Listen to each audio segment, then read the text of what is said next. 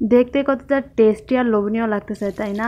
আজকে রান্না করবো একদম ভিন্ন রকম পদ্ধতিতে, অন্যরকম স্টাইলে একটা মাছ ভুনা, যেটা আমিও নিজেও প্রথমবার খাইছি এবং কি আপনাদের সাথেও শেয়ার করব। যেহেতু রোজার মাস, সেহরির সময় সব সময় একরকম খাবার খেতে কিন্তু একঘেয়েমি লাগে যায়, একদম ভালো লাগে না। তো একটু ভিন্ন রকম স্টাইলে যদি আমরা খাই তাহলে কিন্তু খাবারটা কিন্তু মন্দ লাগে না। আসসালামু আলাইকুম, সোহে হ্যালো এভরিওয়ান, কি অবস্থা সবার? আশা করি সবাই ভালো আছেন। তো আজকে আমরা রান্না করব মটরশুঁটি দিয়ে মাছ ভুনা। কারা কারা খাইছেন আগে বলেন?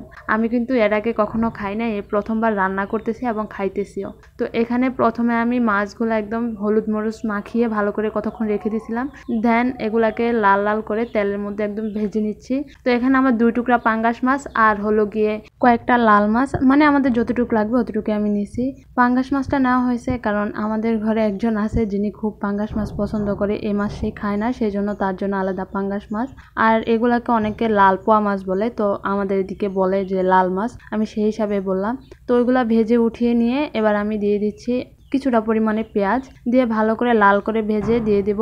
ধুয়ে রাখছি আমি মটরশুঁটিটা, বেছে ধুয়ে রাখছি, ধোয়া মটরশুঁটিটা দিয়ে আরও কতক্ষণ একটু ভেজে তারপরে দিয়ে দিব লবণ, কাঁচামরিচ, রসুন বাটা, আদা বাটা। আমি আমার পরিমাণ মতো দিছি, আপনারা আপনাদের পরিমাণ মতো স্বাদ অনুযায়ী দিবেন। তারপর আবার একটু ভালো করে তেলের মধ্যে ভেজে নেব।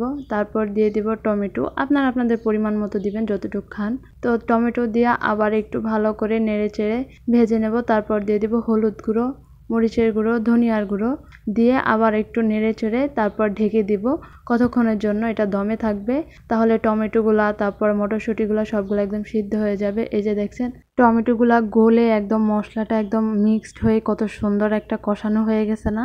এবার আবার দিয়ে দেব পরিমাণ মতো পানি, যাতে মটরশুঁটির ভিতরটা একদম ভালোভাবে সিদ্ধ হয় আর স্বাদটাও ভালো আসবে, সব কিছু সুন্দরভাবে মশলাগুলো একদম মিলে যাবে। তারপর ঢেকে দেব, তারপর আবার ঢাকনাটা সরিয়ে দেখবেন একদম ঝোলটা কি সুন্দর হয়ে গেছে, তাই না? একদম মাখা মাখা একটা ঝোল হয়ে গেছে। এই পর্যায়ে দিয়ে দেব আমি যে মাছগুলা ভেজে রাখছিলাম লাল করে, ওই মাছগুলা দিয়ে তারপরে আবার কতক্ষণ সুন্দর করে মাছগুলা উল্টে পাল্টে মশলার ভিতরে সুন্দর করে রেখে দেবো কতক্ষণ, আবার ঢাকনা দিয়ে। তারপর আপনারা কাছে যদি ধনিয়া পাতা থাকে তো দিবেন, আমার কাছে অল্প করে ধনিয়া পাতা ছিল, আমি ওইটা দিয়ে দিছি। ধনিয়া পাতা দিলে কি হয়, তরকারির স্বাদটা আমার কাছে মনে হয় একটু বেশি ভালো লাগে। তো ধনিয়া পাতা দিয়ে কতক্ষণ রেখে দিয়ে তারপর নামিয়ে নিলে কিন্তু সুন্দর রেডি হয়ে যাবে এই মাছ ভুনা। দেখতেই দেখেন কতটা সুন্দর লাগতেছে, আর খাইতে যে কি মাশাআল্লাহ কি মজা ছিল। তা আমি না বলি, আমার হাজবেন্ডের মুখ থেকেই শুনেন রিভিউটা। ওই যে প্রথমে বললাম পাঙ্গাস মাছ পছন্দ করে একজন, সে অন্য মাছ খায় না, ইনিই হলেন তিনি। কেমন হয়েছে? অনেক মজা হয়েছে মাশাআল্লাহ। তো তার সাথে সাথে আমিও খেতে বসে গেছি, তো আমি একটু নিয়ে নিছি তার রিভিউ শুনে, যে আমিও খেয়ে দেখি কেমন হয়েছে। পরে দেখি না ঠিক আছে, মাশাআল্লাহ ভালোই হয়েছে, প্রথমবার রান্না করছি সেই হিসাবে না, এমনিতে অনেক ভালো হয়েছে, আমি প্রথমবার খাইতেছি। তো আজকের ভিডিওটা এই পর্যন্তই, দেখা হবে নেক্সট কোনো ভিডিওতে। ততক্ষণ পর্যন্ত ভালো থাকবেন, সুস্থ থাকবেন।